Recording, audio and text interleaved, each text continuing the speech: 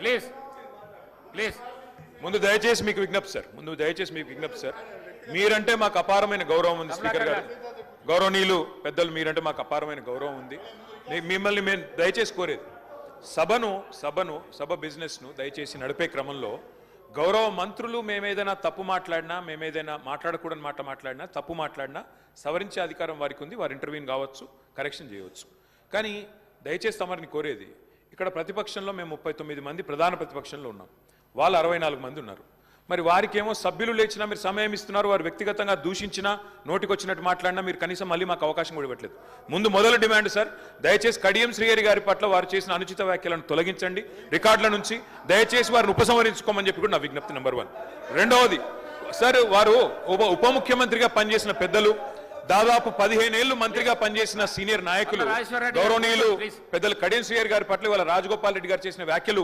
సబబు కాదు సార్ దాన్ని దయచేసి తొలగించాలి రికార్డుల నుంచి అనేది నెంబర్ వన్ సార్ రెండవది రాజగోపాల్ మీరు కూడా ఒకటి సార్ ఒక విషయం మాకు క్లియర్గా చెప్పండి మా సభ్యులు లేచి అడిగితే మరి సభ్యులకైతే ఒకటే హక్కు ఉంటుంది సార్ అందరి సభ్యులకు 119 మంది సభ్యులకు ఒకటే రకమైన హక్కు ఉంటుంది మా సభ్యులు అడిగితేనేమో మైకు రావడం లేదు మరి వాళ్ళ అవతల వైపు ట్రెజరీ బెంచెస్ లోంచి సభ్యులు అడిగినా మైక్ ఇస్తున్నారు ఎప్పుడు అడిగినా మైక్ ఇస్తున్నారు వాళ్ళని మాట్లాడమని మీరే మరి మోటివేట్ చేస్తున్నారు దయచేసి నా విజ్ఞప్తి మీతోని అందరు సభ్యులను ఒకటే ఘాటను ఒకటే పద్ధతిలో చూడాలి తప్ప ఈ రకంగా చూడడం ఇది భావ్యం కాదు కదా సార్ మీరు కూడా దయచేసి ఈ విషయంలో పునరాలోచించాలని విజ్ఞప్తి ముందు రాజగోపాల్ రెడ్డి గారు మాట్లాడిన మాటలను దయచేసి మరి రికార్డుల నుంచి తొలగించాలని మిమ్మల్ని కోరుతా ఉన్న అధ్యక్ష వారు కూడా ఉపసంహరించుకుంటే వారి గౌరవం దక్కుతుంది అట్లా మాట్లాడడం ఒక సీనియర్ దళిత నాయకుడి పట్ల ఒక సీనియర్ దళిత మంత్రి పట్ల గతంలో 15 ఏళ్లు మంత్రిగా పనిచేసిన పెద్దల పట్ల ఆ రకంగా మాట్లాడడం వారికి మంచిది కాదు ఉపసంహరించుకోమనండి లేదా మీరైనా రికార్డుల నుంచి తొలగించాలనేది డిమాండ్ రెండవ మాట అధ్యక్ష ఇందాక నాకు మీరు మైక్ ఇవ్వలేదు ఇప్పుడు ఇచ్చినారు అనుకుంటున్నాను దానికోసమే ఇందాక పొన్నం ప్రభాకర్ గారు మాట్లాడినప్పుడు నేను వారంటే నాకు గౌరవం ఉంది అధ్యక్ష పొన్నం ప్రభాకర్ గారు నేను 2009 నుంచి కలిసి పనిచేసిన సహచరులు ఆనాడు వారు ఎంపీగా నేను ఎమ్మెల్యేగా మొదటిసారి గెలిచినాం అప్పటి నుంచి కలిసి పనిచేసినాం కానీ సత్యదూరమైన మాటలు చెప్తుంటే వాస్తవానికి విరుద్ధమైన మాటలు చెప్తుంటే బాధతో తప్పకుండా అన్నాం అధ్యక్ష కానీ వారు కూడా గౌరవ మంత్రి వారు ఈరోజు గౌరవ మంత్రి గారు తప్పకుండా ఆలోచించాలి మాట్లాడేటప్పుడు ఒకటికి 2 సార్లు ఆలోచించాలి ఇవాళ వారి నియోజకవర్గంలో హుస్నాబాద్లో గౌరవెల్లి అనే రిజర్వాయర్ పూర్తయి ట్రయల్ రన్ అయిన మాట వాస్తవం కాదా అధ్యక్ష ఇవాళ హుస్నాబాద్లో ప్రజలకు తెలియదా వేములవాడ నియోజకవర్గంలో మలకపేట రిజర్వాయర్ మొత్తం పూర్తయి అందులో 1 టీఎంసీ నీళ్లున్న మాట వాస్తవం కాదా అధ్యక్ష ఇవాళ కాళేశ్వరం గురించి మాట్లాడి అదేమి జరగనట్టు నేను మేడిగడ్డకు పోయి వచ్చి మా మీద బురద జల్లే ప్రయత్నం ఏదైతే చేస్తున్నారో అధ్యక్ష నేను గౌరవ సభ్యులకు తమరి ద్వారా తెలియజేసేది అధ్యక్ష ఒకటే ఒక్క మాట అధ్యక్ష కాళేశ్వరం అనేది ఒక బరాజ్ కాదు అధ్యక్ష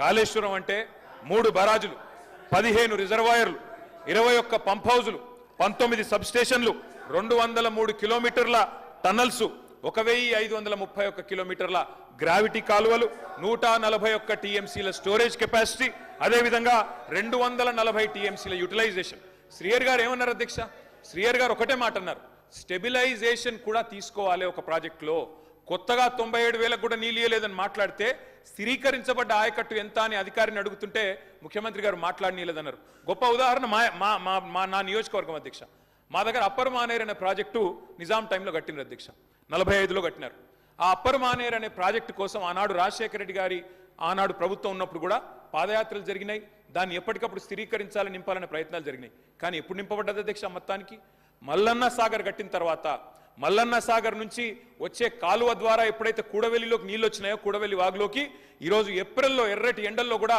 మా మిడ్ మానేరు మా అప్పర్ మానేరు ఎండుతున్న మాట వాస్తవమా కాదా మా కరీంనగర్ జిల్లా శాసనసభ్యులు వారికి తెలుసు అధ్యక్ష శ్రీధర్ బాబు గారికి పొన్నం ప్రభాకర్ గారికి అందుకే ఆ బాధతోనే మేము చెప్పింది గౌరవెల్లి అయినా మలక్పేట రిజర్వాయర్ అయినా అదేవిధంగా మా అప్పర్ మానేర్ అయినా స్థిరీకరించబడ్డ సింగూర్ అయినా స్థిరీకరించబడ్డ నిజాం సాగర్ అయినా ఎస్ఆర్ఎస్పి పునరుజ్జీవమైనా ఇవన్నీ కూడా కాళేశ్వరం ద్వారా జరిగిన మాట వాస్తవం అధ్యక్ష అందుకే గౌరవ మంత్రి గారిని ప్రభాకర్ గారంటే నాకు గౌరవం ఎందుకంటే ఉద్యమ సహచరుడు ఆనాడు పార్లమెంట్లో వీరోచితంగా పోరాడింది కాబట్టి మా నాయకుడు కేసీఆర్ గారు కూడా కరీంనగర్లో ఇక్కడ అక్కడ కాదు అధ్యక్ష కరీంనగర్కి వచ్చే బహిరంగ సభలోనే వారిని అభినందించారు కాబట్టి మాకు అట్లాంటి మంత్రి గారిని అగౌరవపరిచే కుసంస్కారం లేదు కానీ మంత్రి గారు కూడా వాస్తవాలు చెప్పాలి అధ్యక్ష గౌరవెల్లి పూర్తయిన మాట వాస్తవం ఎన్జీటీ స్టే ఉన్న మాట వాస్తవం మలక్పేట పూర్తయిన మాట వాస్తవం ట్రయల్స్ జరిగిన మాట వాస్తవం కాళేశ్వరంలో ఇంత పెద్ద కాళేశ్వరంలో 3 బరాజులు అదేవిధంగా 15 రిజర్వాయర్లు ఉండే కాళేశ్వరంలో ఒక్క బరాజులో 3-4 పిల్లర్లకు ఇబ్బంది జరిగితే దాన్ని రిపేర్ చేయండి. ఇప్పుడే మా గౌరవ పెద్దలు కడియం శ్రీహరి గారు డిమాండ్ చేసినారు, దాన్ని రిపేర్ చేయండి. రైతుల మీద కోపం పెంచుకోకండి. కేసీఆర్ గారి మీద కోపం ఉంటే, రాజకీయంగా ప్రయోజనం కావాలనుకుంటే ప్రయత్నం చేయండి, కానీ ఆ ప్రాంత రైతాంగం పట్ల కక్ష కట్టవద్దు. నింపండి, మేడిగడ్డ నింపండి, కాళేశ్వరంలో పంపింగ్ స్టార్ట్ చేయండి. వాళ్ళ 5,000 క్యూసెక్ల నీళ్లు కిందికి పోతున్నాయి. ఇది రాజగోపాల్ రెడ్డి గారు. అధ్యక్ష, ఇప్పుడు నేను ఏమంటున్నా, అంత గొప్ప మనసున్న మనిషి కదా కేటీఆర్ గారు, అంత గొప్ప మనసున్న మనిషి. రాజగోపాల్ రెడ్డి గారు ఒక్క నిమిషం. గౌరవ ముఖ్యమంత్రి గారు. స్పీకర్ సార్,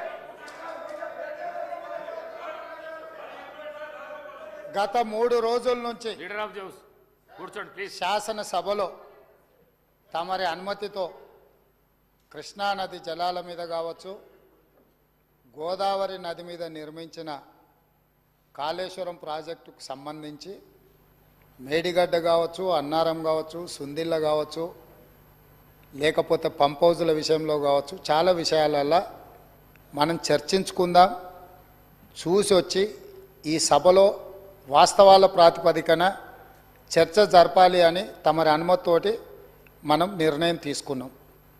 వాస్తవంగా ఈ రైతుల పట్ల, తెలంగాణ సమాజం పట్ల గౌరవం ఉంటే ప్రధాన ప్రతిపక్ష పార్టీ ప్రభుత్వ ఆహ్వానాన్ని దృష్టిలో పెట్టుకొని అందరం కలిసి అక్కడికి వెళ్ళి ఆ ప్రాజెక్టులను పరిశీలించి అక్కడ జరిగిన నష్టాన్ని, రైతులకు వచ్చిన కష్టాన్ని అర్థం చేసుకొని ఆ సమస్యకు ఒక పరిష్కారం చూపించే అవకాశం ఉండే.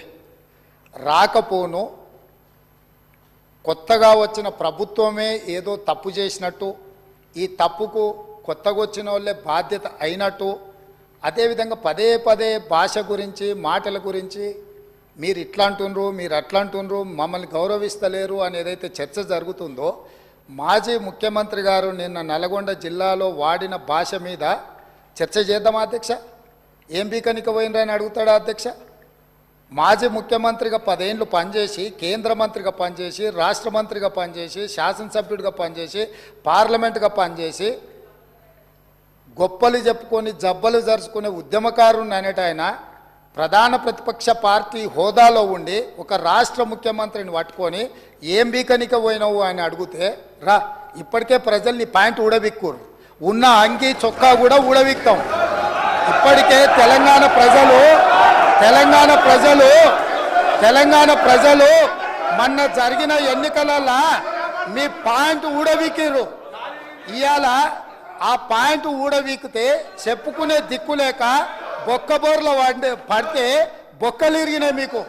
అయినా మీ బుద్ధి మారలేదు. ఒక ముఖ్యమంత్రిని పట్టుకొని